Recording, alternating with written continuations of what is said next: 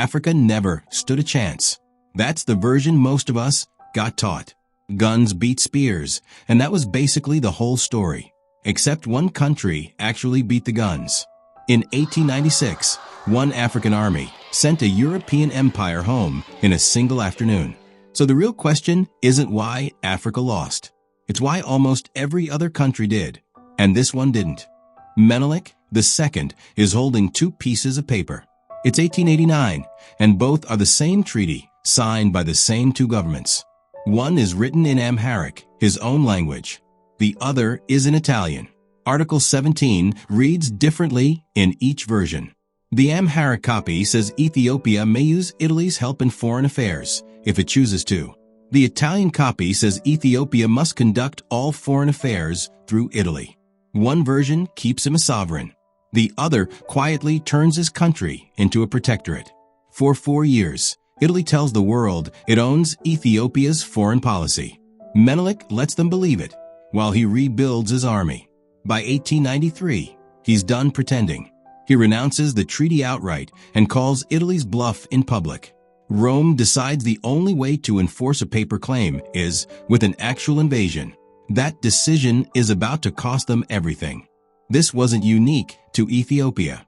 By the 1880s, European governments were carving up an entire continent fast. In 1870, Europe controlled about 10% of Africa's land. By 1914, that number was 90%. 40 years to conquer a continent nobody had managed to fully conquer before. The tool that made it possible had a name. The Maxim gun, invented in 1884, could fire hundreds of rounds a minute. One soldier with a Maxim could outgun an entire company armed with spears or old muskets. Quinine mattered just as much. Malaria used to kill European soldiers before they got past the coast. A reliable treatment meant armies could finally push into the interior and survive. Add steamships and telegraph lines, and you get speed nobody's ancestors had ever dealt with. But firepower alone doesn't explain the timeline. Coordination does. In 1884, European governments met in Berlin to agree on the actual rules.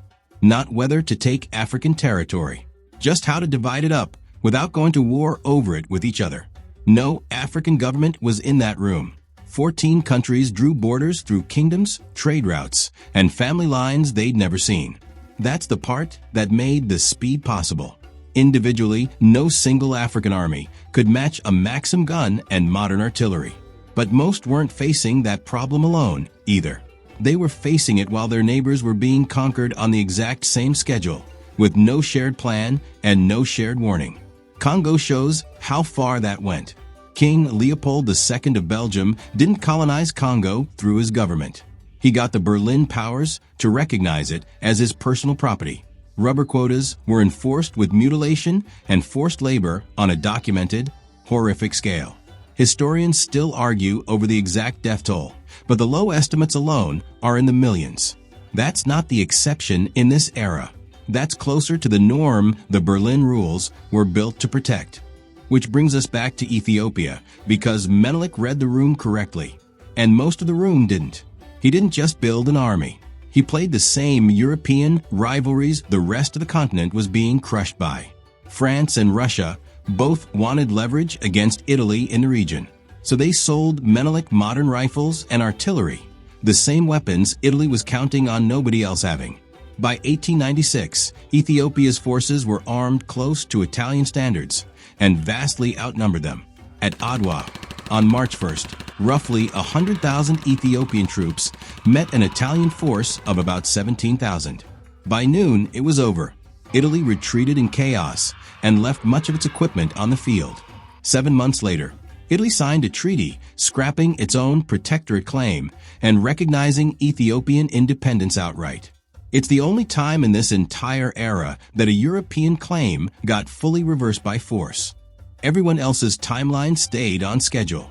By 1914, 90% of the continent was under someone else's flag.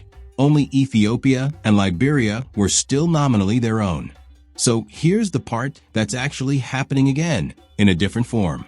Today's version of the Scramble isn't fought with Maxim guns.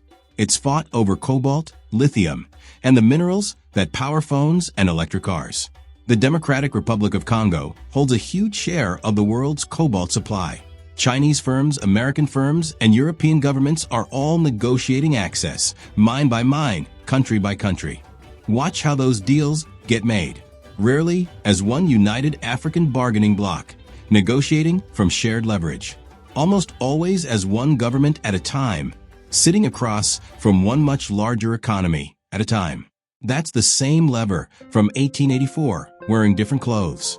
Not tanks and treaties this time. Financing terms, mining rights, and infrastructure loans instead. It's not identical. Some governments today negotiate from real strength, with options Menelik never had, including each other as potential partners. But the underlying math is still familiar. Fragmented negotiation loses leverage that unified negotiation would keep. Menelik didn't win at Adwa because Ethiopia had better technology than Europe. He won because he refused to negotiate from a position of isolation and found allies who had their own reasons to arm him. That's the actual lesson underneath the myth of the inevitable conquest. The conquest wasn't inevitable. It was engineered by Berlin's rules, and by the isolation those rules assumed everyone else would sit inside. Ethiopia is proof that isolation was the real weapon, not the rifles themselves. Menelik died in 1913, a year before the Scramble officially finished carving up everyone else. His country entered the 20th century as the exception, not the rule. That gap between the exception and the rule is worth sitting with. Not because it changes what happened to the other 90%. It doesn't. But it changes what you assume was possible and what was simply never tried at scale. Next time you hear about one country negotiating alone against a much bigger buyer, remember Adwa. Not because the outcome will be the same, because the lesson from 1896 was never really about guns. It was about who gets to negotiate together and who gets left to negotiate alone.